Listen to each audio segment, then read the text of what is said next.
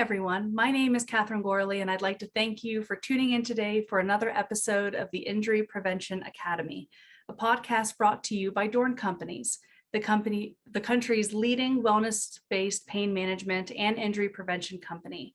DORN is committed to reducing costs of healthcare and workers' compensation, as well as reducing lost productivity, which has resulted in over $120 million in savings over the last 20 years for our clients. Joining us today is Jeff Smagacz. Jeff has spent the last 30 years in ergonomics risk consulting, helping more than 90% of the global Fortune 1000 companies develop, deploy, integrate, and manage effective and sustainable ergonomics and lean processes. He leverages his vast engineering and ergonomics skill set with clients to deploy strategic partnerships that routinely deliver a reduction in injuries with a substantial financial impact. Welcome, Jeff. Thank you. Thank you. Thank you so much for joining us today. I think learning more about your expertise in the field of ergonomics and really seeing what you feel is the future of ergonomics, I think is really exciting. Well, I appreciate the invitation to be on this podcast. Thank you. Yeah, no, thank you. Now, one of the most common workplace injuries affecting workers today is musculoskeletal disorders, or MSDs. And these usually present themselves as tendinitis, back strains and sprains, and carpal tunnel syndrome, and which can affect nearly a quarter of the world's population. And it's also the leading cause of worker disability, early retirement, and limitations to gainful employment, according to the National Safety Council. So what are the most, or at least what are some common mistakes companies make when it comes to ergonomic assessments and programs to avoid these risks? It's a great question. It's a really great question. I think first and foremost, I'm one of many perspectives, but I definitely hope that mine resonates with this audience. First and foremost is that some of the mistakes companies make regarding assessments is they don't have a program. They don't have a program in place. So they don't know if they have a problem, how big their problem is, where their problem distributes itself. And until they really kind of do a claims analysis and look at their analytics to really figure out, they may just be doing assessments to be activity-based, but not to be very strategic-based. So that's one and we do see a lot of companies that don't have an ergo program out there. But let's kind of focus those that do have a program. And a lot of times the program's lacking. It's just lacking. One is that they may have gone out there. A very traditional approach is they've trained a lot of people to do assessments, but then they don't know what to do with the assessments. So we have a bunch of world-class assessors, but no one knows how to fix anything. So we have this pile, this room, this cloud, this hard drive full of assessments that are never really kind of addressed to mitigate risk. We also don't see a lot of programs. There's not a lot of KPIs, a lot of key performance indicators, or accountability or process, let alone. So people, they may do assessments, but they're not held accountable to them. It's not part of their KPIs or their performance metrics. And really, there's no flow chart that says, okay, once we do an assessment, what's our next step? So those are real common, just kind of starts and stops that we see within organizations. And probably the biggest one we see with assessments is sometimes companies they FO a lot. And that is PG. They fix once. But what they need to do is they need to form, FORM. They need to fix once, repeat many. So sometimes the assessments and the program challenges that they make one change and they declare victory, but yet there's 100 other workstations very similar that don't get the attention or the improvement that they need. Okay, and so really forming, so in your opinion, really forming a way to truly utilize the data and compare it to, say, like worker comp claims and the reduction of it once one of those programs or one of those assessments takes place? Absolutely. Yeah, well synopsized. Okay, because I think I absolutely agree. I think you can do so many assessments, but then what do you do with that data afterwards? How do you improve the work lives of your employees by using that data, and not so much as a what are you doing wrong, but what can we do to make it better? Absolutely. There's one other perspective here I'll share is sometimes people say, well, let's do assessments, but if we have a great ergonomics program, and sometimes what we figure out is the lack of good engineering creates health and safety problems. So sometimes we're putting the ergonomics program within the safety department, and we're out doing assessments trying to figure out what's wrong. But really, from a design standpoint, ergonomics needs to be part of the engineering department so that they can do a better job of prevention through design, through Lean and Six Sigma initiatives to mitigate the risk before it ever gets down to the safety level. Right. And frequently when we speak to companies across the country, a lot of that also involves the HR. So understanding that the HR will understand some of the issues affecting their workers in terms of, especially if you're sitting at a desk, the lower back likes to be an issue, the shoulders, the neck, and understanding that could be a really great way to speak to what's affecting employees. Absolutely. Absolutely. Yeah. One of the other issues that we frequently hear about is those difficulties in bridging that communication of ergonomic risk to that multi-generational workforce. So this includes those different learning demands of employees who spend years on the job. They know how to do their job. They know what works for them, but also creating an education plan that goes to the new hires as well, and like in orientation trainings. So how do you feel that companies can bridge that gap of those long-term skilled employees with those new hires? Yeah, another great question, Catherine. It's interesting. So, first and foremost, kind of stepping back again, and in my perspective is, people today expect a safe company. There was a recent study done by a large Gallup study that said 84% of people that join your organization expect a safe company. And so I think kind of inherent in that is that companies need to be more interested on implementing not only ergonomic programs, but safety programs that's going to affect everyone from the newest, youngest hire to the oldest, most seasoned employee. So that becomes critical is if we just do a daily kind of activity of continuous improvement, then I think it becomes less of an issue, regardless if I'm younger or older. But to kind of answer the question specifically, is, in my mind, some of the best implementation for older and younger employees is to think about, the first one is training, formal versus informal training. And as one thing we do know about an aging workforce is that and I'm putting myself in that category now as I'm getting older, but we tend to prefer more structured training. We like longer training. We like classroom training. And we do know some of the trends and some of the preferences by a younger workforce. They like micro learnings. They like on-demand learning. They want it through their computer. And so I think first and foremost is that we have to understand that there are some different learning styles.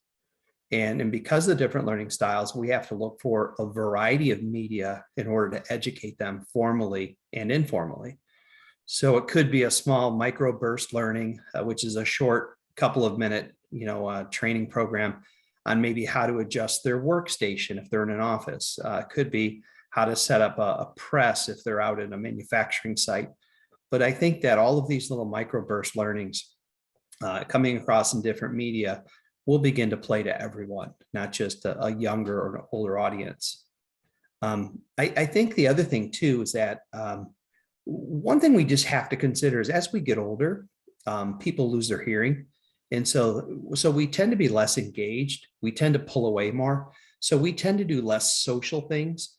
So, if you think about kind of a benefit is if we have these micro learnings going right to our phone, I don't have to talk to anyone. I don't have to be part of a bigger group.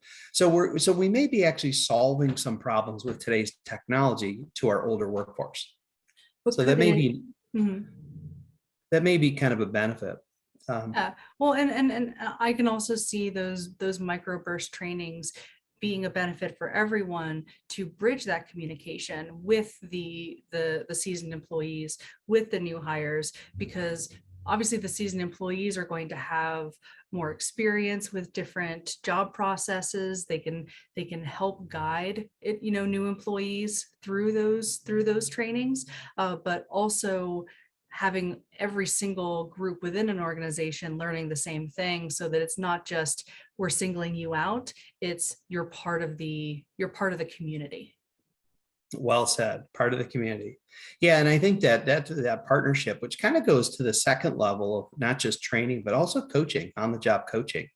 Definitely, whether I'm younger or I'm older, having that informal coaching, not only does it really create better just job habits too, but we're also able to give that one-on-one time to any person, regardless of their age, and helping them do their job better, safer, easier, and more efficiently.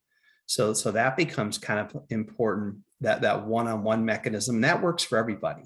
Mm-hmm. But probably my favorite activity to really kind of engage the whole collective employee base are to do some engagement events, things like Kaizen events. And Kaizen is a Japanese word that means continuous improvement. So these are groups that you take teams of 5 or 10 people. We learn about topics like ergonomics or safety, and as a group, which is a diverse group of people in age and skill set, we go out on the shop floor, we find issues, and we fix them. So there's a real kind of camaraderie there of working with people that you work with to actually go out there, find issues, and fix them. That's great. And having that open communication and having that constant improvement, I think will actually keep employees there longer, because if, building that retention, you're going to have more and more employees truly loyal to a company, I believe. I agree 100%. And a lot of people feel that loyalty is lost today, but I think it's on the rebound. Okay.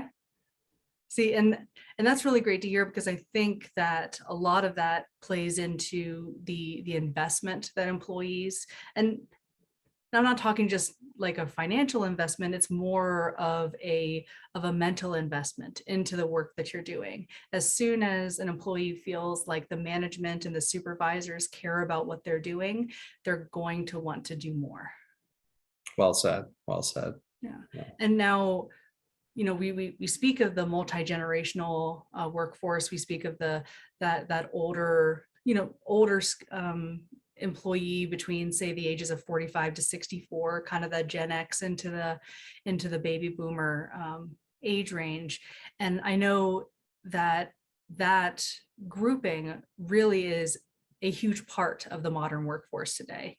And especially with those younger baby boomers, it's the rising cost of living. It's, people just wanting to work longer and later into life and not retiring so early. But I think that also comes with some disadvantages, because you're seeing a lot of that chronic pain and fatigue. You're seeing a lot of the potential physical injuries if, say, they're a slightly older employee than, say, their younger colleagues. So with that physical aspect, I think also comes with some mental health support issues that I think has really become more of a conversation in today's kind of company world. So how can ergonomics support employees that way? Great. Another great question. First, we've always had mental health issues. It's COVID has been, something that's really heightened to us to learn more about how to treat it, really kind of how to embed it in a workforce so that we don't create more mental stress or mental health claims. So first and foremost, it's been around forever. We're just drawing a spotlight on it. Recently, the World Health Organization said that since the pandemic, there's been a 25% global increase in the prevalence of mental stress, primarily anxiety and depression worldwide. So that's pretty significant. We're all experiencing. I'm experiencing. You may have as well, Catherine. Mhm. So we definitely, the non-work factors is COVID has definitely triggered an increase in mental health and mental stress concerns. We look at our current state today with inflation. People are trying to juggle a discrete income with rising costs. So there's some issues there. Of course, we have the social media aspect, which is always putting stress and strain on us. Do people like us? Do they not like us? But also, too, is there was an article that came out a couple of years ago in the USA Today that zip code is a big determinant of medical claims and therefore some of the ergonomic claims, physical and cognitive. So what we tend to find is there's more mental health issues in lower income zip codes. So we do have a lot of non-work factors about the connection with ergonomics and the rise in mental health, absolutely. But from the work condition is, every industry has had some stress. I think that'd be a fair statement, whether I'm a healthcare worker and I've suddenly now I have a hospital full of people I wasn't expecting, and how contagious are they, to a truck driver. The truck driver, now I have to drive longer hours, more days per week to help the supply chain, to a small business owner that's contemplating, I can't open, therefore I might have to close my doors or work with less people. So I think that there's that stress there as well. And the physical does manifest itself in the mental manifests itself in the physical. So I definitely think that they're correlated. One position I'd like to take real quickly, Catherine, is as an engineer, one thing I understand is we talk about product design, we talk about process design. So regardless of any industry, all industries have a product. If you're McDonald's, it's your burger. Mm-hmm. If you're Boeing, it's an airplane. If it's Procter and Gamble, it might be diapers. But when we look at that, is if companies have great ergonomics and great engineering, and we have good product design, so it's simpler to put together, it's easier, it's faster to do, or if we have a good process, if we actually set up our manufacturing or our delivery process, if we're in healthcare, to be simpler and easier, then guess what? We tend to see a reduction not only in the physical claims, but we tend to see less mental stress claims as well. So there is a strong correlation between the two that I think we as ergonomists can definitely affect. Yeah, and I really love your approach to, it doesn't matter what work that you are doing, every single person in the world is going to have some level of stress. It's going to affect something that they're doing, whether it's work, whether it's from personal circumstances, whether it is work circumstances, especially during COVID, where it was, okay, get it done as quickly as possible, but then the added stress of the pandemic, it's all going to affect everything that you do. It's going to affect you on a mental level. It's going to affect the way you even react to certain things, especially in those high risk job duties. If you have your mind on kind of the stress of something, on the actual, hey, could something go wrong? It's going to affect your reaction time. It's going to affect how you feel mentally, but also how you react physically. Absolutely.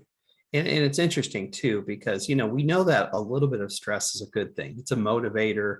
It's a focus agent. A little bit of stress is great, but, early pandemic, people, life is hard enough, but then they stressed about keeping their jobs if their company is going to stay afloat, or too much stress because they were being asked to do more than they've ever had. But now it's a different kind of mental stress we're seeing is with inflation and recessionary fears globally, that, once again, am I going to keep my job? Is my company going to close their doors? And so it's just trying to figure out how we continue to work with folks.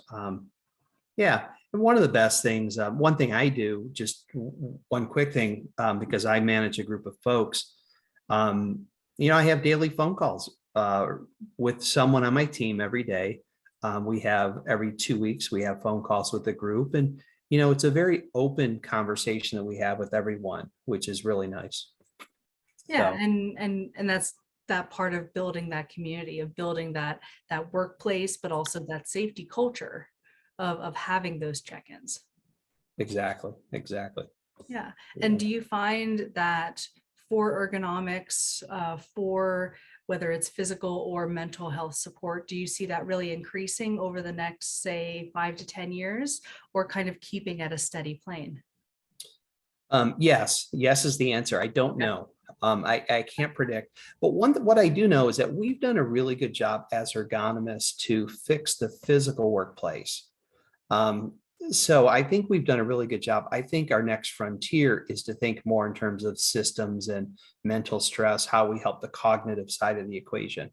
So I definitely think that that will be a bigger focus for ergonomists in the coming years. And you can see it almost kind of building into that working assessment, the ones that truly they generate the data and then follow through on this is how the program will go, of building in that support. Yes. Yeah, and there's a company I just came across, Catherine, that they scientifically they can send out a couple of emojis on a little slider, and you kind of rate if you're happy, if you're a smiley face, or a sad face.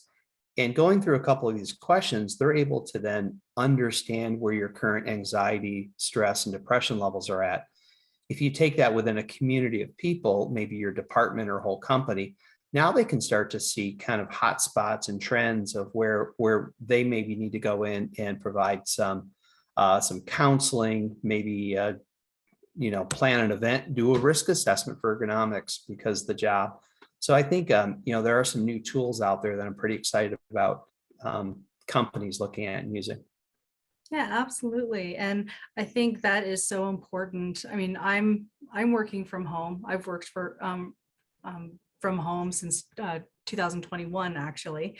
But with so much of the workforce still working from home today, I think that those kind of assessments and those kind of check-ins are going to be so crucial to keeping that community. Yeah. And now, why do you think that role of ergonomics is so important when you're looking at those kind of flexible working, hybrid, remote in office programs?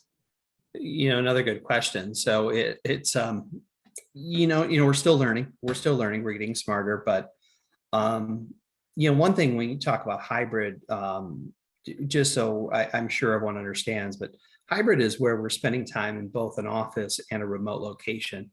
But remote always isn't your home office. It could be Starbucks. It could be the local chair on your bar down the road. So when we think hybrid, it's you're working in multi places, and multi places. We're finding that 60 to approximately 73%, depending on the studies you read, people are in a hybrid work situation.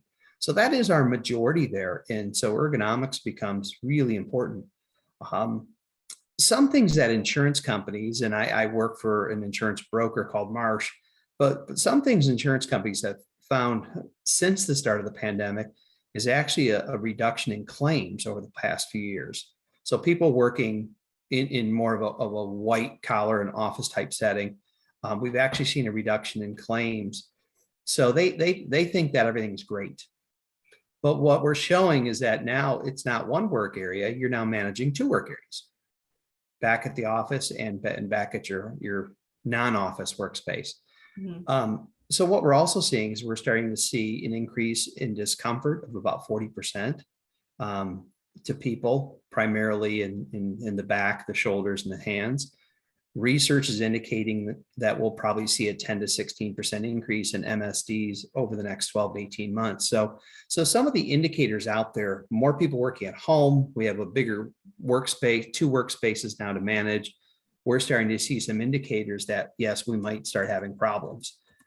But the reason I say that is if we combine those two, mental stress is on the rise, as Catherine, we were just talking about. Mm-hmm. Alcohol consumption is up since the start of the pandemic. Wellness is down. Isolation and sleep have been affected. So you take all these factors, and so really what I say is that companies that engage in ergonomics is it's definitely important for them to conduct an assessment and provide some education. And this is kind of can help both office and non-office environments. What we found, what the research is showing us is that, hey, guess what? If we provide you some basic education, some awareness about ergonomics, that you can 80% of what you take away from it, you'll be able to solve your own problems. So what we're finding in the office and non-office workspace, it's not what you don't have. People typically have good equipment, good chairs, good furniture, they have good space. They just don't know how to use it. So in a majority of the cases, good education, people can be self-initiators, they can go fix their own problem.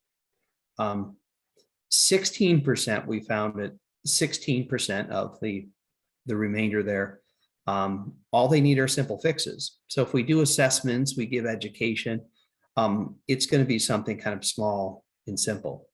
And then we find that only 4% of all cases actually need something significant, like an accommodation, like a sit-stand desk. So I think that the approach of ergonomics, rolling it out to the hybrid workstations, starting with education, can go a long way. Yeah, and I think that education of those small fixes, understanding that those small fixes today will affect you long term. Because I think a lot of people are afraid of, or I guess unsure of, how to positively impact their workstations long term, because they're thinking, okay, well, what can I do today? But I think it's that same mindset of, perfect, let's see what we can do today, and that is going to help you 10 months down the road, because without it, that's sitting on your couch the way that a lot of people were starting to do in like 2020 of, absolutely, I can work from my living room, this is great. Guilty. But yeah, exactly. Of, you know what, those small kind of changes and learning to work with, or actually creating a workspace for yourself, is going to benefit long term. Absolutely. And you said something too, it's the small things we do. I mean, we often joke that ergonomics is a war of inches. And it really is. It's an inch here, it's an inch there, it's a centimeter here, a centimeter there, but small but subtle changes does make the difference between being pain-free and comfortable and injury-free than becoming a statistic. Absolutely. Absolutely. In your experience, what else could make or break that in that company's safety culture, especially when you're trying to communicate those short-term and those long-term risks? Great question. One is there's a lot of companies that have been offering stipends, or go buy what you want, we'll pay for it, Catherine. So you're at home, just get what you need. There's a little bit of a risk in that. So one thing I would say that could make or break a company's safety culture is be open, but not that open. Because it's important that we want to support what you need at home, but people are buying a lot of things that may be unnecessary. In good education, they might already have what they need. They just need the education on how to use it, how to adjust their chair. They don't need a new chair. And what we found too is that if you give someone $1,000 to go spend on a home office, they'll buy the $100 Office Depot chair and they'll take their family out for a really nice $900 dinner.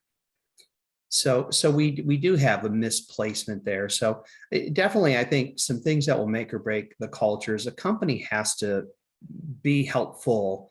They have to be engaging and they have to support this remote work culture, but they have to do it in a way that is smart. They have to have some boundaries. That's why I think the education and assessment's important, and also tracking of what people buy, so that they can kind of see what kind of trends and spends are happening over time. So that's one thing. And I think that understanding, like, you mentioned that 4% needing potentially, like, one of those standing desks or something like that. But some people don't understand standing for, say, those 7 to 9 hours every single day. You actually need something to be standing on, because because to stand on, say, a wooden floor for that long, it starts to create a whole other suite of problems that, you know, you possibly weren't foreseeing when you said, oh yeah, absolutely, let's get a stand desk. You know, well said, well said. And it goes back to that war of inches, because it doesn't seem like a big deal to stand, but having something to stand on becomes that kind of important factor. Yeah, absolutely. And, you know, I think there's other things, you know, when you think about safety cultures too, it's like, you know, action, put your money where your mouth is. You know, companies say a lot, but they have to stand behind it and follow through. I think that's important. You know, we talk about engagement too. Companies need to have clearly defined expectations. Often companies have like golden rules of safety. You know, I know exactly what's expected of me from a safety perspective or ergonomics. You know, it's very understood that once a year I go through a refresher training, whatever it might be, but there has to be some clearly defined expectations that I, as a company, am going to give to the employee, but at the same time, expectations that the employee, you know, is giving back to me, to the company. You know, and of course, I think things like it has to be simple. And we know safety cultures. If it ain't simple, we ain't going to do it. So I think, you know, if we ask people if they do have a problem with ergonomics, if it's a burned out or if it's a light a footrest they need, let them get a footrest. It may be temporary, where they get a couple of 3-inch ring binders and use it as a temporary footrest, but you know, the company has to make it available and to make it easily available. Because if it's difficult, I'm just not going to do it. So those are just kind of some overarching themes. Be action oriented, have great engagement, make it easy, make it simple, have great follow through. Yeah, and the overall field of ergonomics, as you know, has so many benefits. You know, overall, it's going to reduce costs. It's going to increase productivity for employees, but it's also going to improve that quality of work. It's going to improve the engagement that they have with the company, but also their engagement with the field of ergonomics. So what are some other benefits that you found can really be driven when a company has those strong ergonomic programs in place? God, you're full of great questions there. That is a great question. You know, kind of as I mentioned earlier about, you know, you want to be an employer of choice. People expect a safe company, and people talk. People are very candid. So to become an employer of choice, you know, whether through all the social media and your friend network, is people expect a safe workplace. So that's a benefit of having a strong ergonomics program in place, is people see you as a safer company, and they want to work for a safer company. So that's a huge benefit. You mentioned productivity, but productivity is interesting because definitely ergonomics delivers more productivity or efficiency. What's happening in a lot of companies too is that they might be able to get efficiency where they can do something faster, but they can't necessarily make more parts per day, more widgets per day, or more cars per day. True. But what they can do is that they give the time back to their employees. So it's additional rest breaks. They give them time to do stretch and flex programs. They give them time to do more safe motion dynamics training. So they give that time back to the employee in a value added way, in a kind of a wellness way, which is nice. The average, I'll ask you a question here just to put you on the spot. Yeah. But every company has turnover too. If we have a good ergonomics program, you'll have typically less turnover. Mm-hmm. What is the national average for employee turnover? What percent? Ooh, you know, from some of the companies that I've spoken to in this past year, it almost depends on the field. Say in those high risk occupations like in manufacturing and distribution, more so often in supply chain. I'd almost hazard to guess it's about 50 to 55%. Catherine, you are spot on. It's 57% is the national average for turnover. Okay. I have one client that's 300%, and I have some clients that are 10%. But you know, I find that interesting. So if we have to have 57% turnover, that just goes to show if you have a great ergonomics program, great safety program, great culture, you're tending to retain more of those folks. And when we retain them, we have better knowledge as well. And we have better just general efficiency of the process. So those were something. One other thing I'll throw out just real quickly is definitely when you have a longer term workforce, you tend to have better engagement, which helps with robust problem solving and innovation. So, definitely the longer we have employees at our company, we tend to get better ideas. That's great. That's great. Yeah, it's interesting to see kind of those trends progress, right? Yeah. In terms of, first it was, we have lots of employees that, we're trying to fill that supply and demand, production is ramping up, but then when it comes down, okay, how can you still engage those employees by keeping them doing what their job requires them to do, but also having them, like you said, fully engaged into the company, into the processes, but also into the ergonomics of safety. Yeah. Yeah. So what are some of those common reasons behind ergonomic, say, injuries? Is it something that truly fluctuates with, say, productivity, or does it tend to be kind of overarching kind of fields? I wrote a paper in January of this year, and we looked at the past 20 years of OSHA claims and the ergonomics percentage. Every year has been consistently approximately 36% of every non-fatal safety claim is ergo related. And it's been that way. So you start looking about what are some of the common reasons behind ergonomic injuries today. I think they're the same reasons that we've had the same 36% over the past 20 years. I think one is there's the lack of programs in organizations. They don't know what they don't know, Catherine. So they've never really engaged with ergonomics. They've never really considered it as a problem. And it could be ignorance. They just don't understand. But it's not for nefarious reasons. They just don't know what they don't know. There's companies that definitely, I think, have a lot of high exposure to awkward postures, forces, and frequencies. And I think some of those companies, they don't know what to do with it. They don't know how to mitigate risk. They know they have a problem, but they don't know what's better. And so I think that there's a huge opportunity there. It either A, isn't supported internally, like we talked about earlier, or B, they just literally don't know how to fix it. We've been in that situation a lot of times. If you think about, let's say, for example, you're a flight attendant, you're 30,000 feet in the air, and you're being asked to put bags up into the overhead bin. Make it more ergonomic. It's a difficult problem based on the nature of the job, but I think that we just have to have that persistence. We have to have that daily continuous improvement in every environment to help kind of drive down some of the ergo injuries.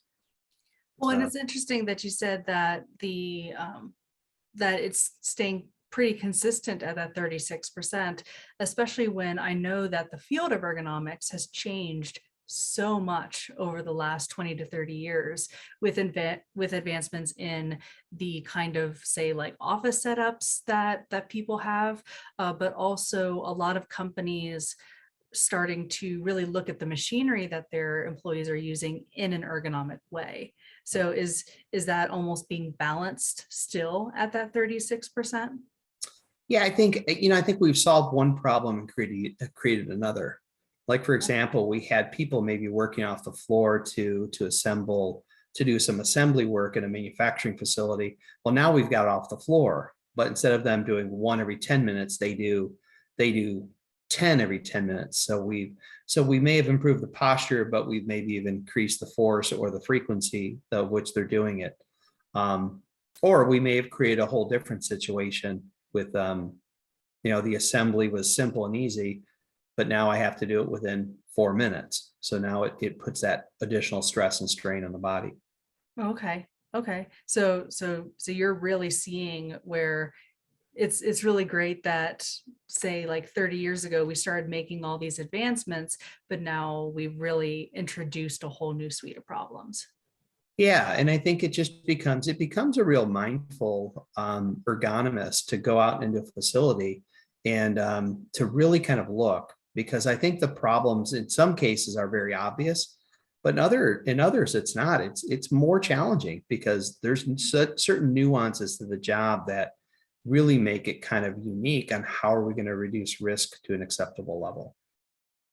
Okay. Um, One thing I really love about that are things like wearables. We've really engaged heavily in the use of wearables and AI type devices, artificial intelligence. We've done things like machine learning and using things like predictive analytics. There's so many great tools out there today that have been very helpful to give us greater insight into really how bad a problem is. Things like wearables people can have on them, have on their body all day long, so we can see exactly where and how much they're bending or reaching or twisting. And so there's definitely an advancement in the field, which is giving us richer data. And as we get the data, we're able to put it back in. We have large data sets of previous claims from the insurance world and risk assessment data we've been gathering. So now we can almost look to say, predictively, what are the typical risks in this environment and some of the follow through claims that may occur. So we're really getting smarter, I think, overall at embracing. It's coming at us in a fire hose. So it's really tough, Catherine, because Yeah. there's a lot of great things out there now that you could pick and choose a dozen new things. Right now, and you mentioned wearable technology. Obviously, it gains insight as to how some of the strains are taking place, especially for those high risk injuries, like with the back, like with the shoulders. But do you find that it's casting light onto previous unknown kind of strains or previous unknown kind of danger zones? It is because I don't think, I think there's a general assumption, you bring your own kind of, your own education and intelligence with you. And you look, someone say, well, that doesn't look like a bad job. But then when we start putting wearables on folks, or we put different devices, and we realize that, well, there is, because within the nuance of the job, we didn't realize he or she was twisting as much or for as many times per shift. So it really is, it's a great device, wearables, and we're able to take that data because it's immediate feedback we can share with the employees, and then we can actually do corrective actions right there through behaviors. Or it may tell us that, we really have an engineering shortcoming, so now we need to go engage engineers to improve the workplace. So it really has shed a lot of light to your question on either things we didn't know were a problem or we didn't know how bad they were. Well, and I think when people think of those high risk occupations, they think of one of workers who are, say, like in manufacturing or supply chain, or those typical typical fields. But if you even look, I think a lot of different people's first introduction to ergonomics is if they're sitting at a desk. And I think maybe forming a more complete understanding of the risks that office workers have, for injuries, because they don't realize, well, the file cabinet's over here, so I have to twist in a kind of awkward way if I'm still sitting at the desk, or just sitting in that prone position. You're seeing a lot of spinal injuries, spinal strains that just gradually build up, as opposed to those high risk occupations where it can just happen so much more quickly. Agree. I think every industry, I think, could really benefit from wearables, office and non-office. We've been using them on food workers and airlines and restaurants, everywhere, because it's really interesting to uncover some of that hidden data. Yeah, and we're seeing more and more companies kind of interested in wearable technology because of the insights that it can provide. Yeah. In Catherine, just to add on to that a little bit more is the wearables today are not the wearables we had yesterday. The Right. wearables yesterday could measure, for example, the generation one is they could measure people back bending, and then they added back twisting. Well, now they have 15 or 20 different capture devices within them, so they can look at reaches, they can look at your position in a facility. So, if you go to a place you shouldn't be, it can do COVID tracing. It can do, so there's so many things it can do today, these wearables, that I think it's only left up to their imagination as to what we'll see coming up. That's great, because I know that in early June of 2022, the National Safety Council, along with Amazon and other top kind of industry companies, they pledged to reduce workplace injuries by 25% within the next few years. How do some of the other tech solutions in today's world of safety play into that, and how can companies truly implement that? Great, another great question. Yes, and it was a $1 billion kind of pledge they did, and it's I'll have to do one quick call out. Module, which is a major wearables company, they were the major partner with Amazon on the wearable, but that's definitely a company that's very innovative, and they're pushing the envelope on what wearables can do and what does the next generation of wearables look like. So that'll be exciting. And the solutions of other companies, like I said, AI and machine learning, predictive analytics, that's some innovation that definitely we're going to see going forward. But let's go back real quickly to grassroots too, is that we have to make sure that ergonomics has a good seat or partnership with operations or engineering, so that we don't have to go back and fix what's already broken. We can prevent it from being broken to begin with. We need to have the support of our financial support and commitment from our C-suite. So we have to have the executives at companies that understand ergonomics and the cost that's occurring to their organization. On a national average, roughly 36% of all claims and about half of all incurred costs are ergo related. So that's a sizable amount of money to an organization that's trying to make product or sell a service. And the other thing is we just have to go back to Ergo Solutions, is we have to do a better job too of making sure we treat ergonomics like any other business initiative in our company.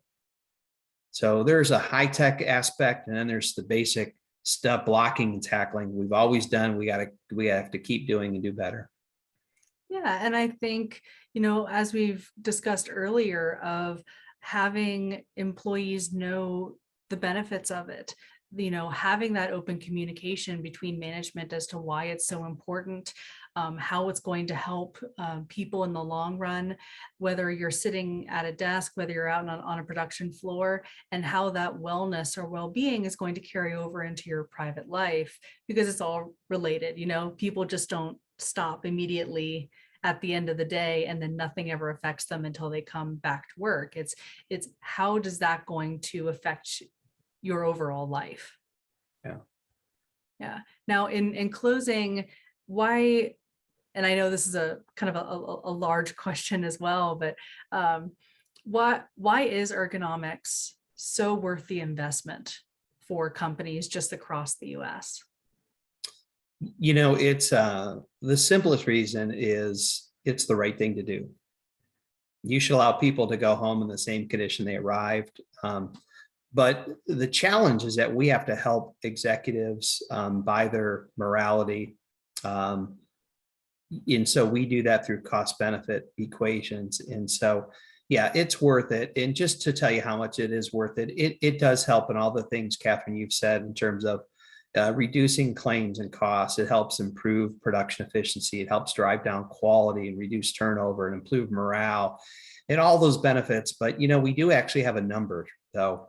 we know that for every dollar that's invested in an ergonomics program, and this is different research papers, so I have to give you a range. Yeah. So for every dollar we invest, we get back from an ergonomics program $2.80 to $5.50. So on average, it's $4. So for every dollar that a company invests in ergonomics, we'll receive $4 in benefit on average back. So if we think of it that way, absolutely, it makes sense to go out and get people great chairs and the education, how to adjust them, make sure that they've got great workstations and great process and flow in everything and anything they do. So it's for every dollar we invest, we get $4 on average back as a return. Right. But as you said before, it really is about looking after the well-being of your employees, because a company, I think, is your employees. These are the people who are going to move your company forward, but these are the people who could also draw in new employees. They could further that safety culture and that wellness culture into the future for a company. So I know that ergonomics is such an integral part, or at least should be an integral part of a company's almost just mission statement. Absolutely. We always talk about how people are our most important asset. They're the most important to us. And if you think about in the construct of lean manufacturing or lean production, they talk about what are called linchpins. And linchpins are vital to a system. And they talk about how people are the linchpin in the system. Without people, productivity doesn't happen. So if we think about it that way, is really nothing happens in our companies without people. So it just makes sense to take care of everything from their comfort, using great safety and ergonomics to protect them and to prevent claims in the future. That's great. Well, thank you so much, Jeff, for joining me today, and thank you so much for joining this Injury Prevention Academy podcast. These insights, I think, are just great, and I think that people listening will be able to truly see those benefits of ergonomics, but really start to form their own plans as to how to implement those at their own companies. Well, I appreciate the opportunity here, Catherine. And if anyone has any follow-up questions, please share my contact info and I'd be happy to respond to them.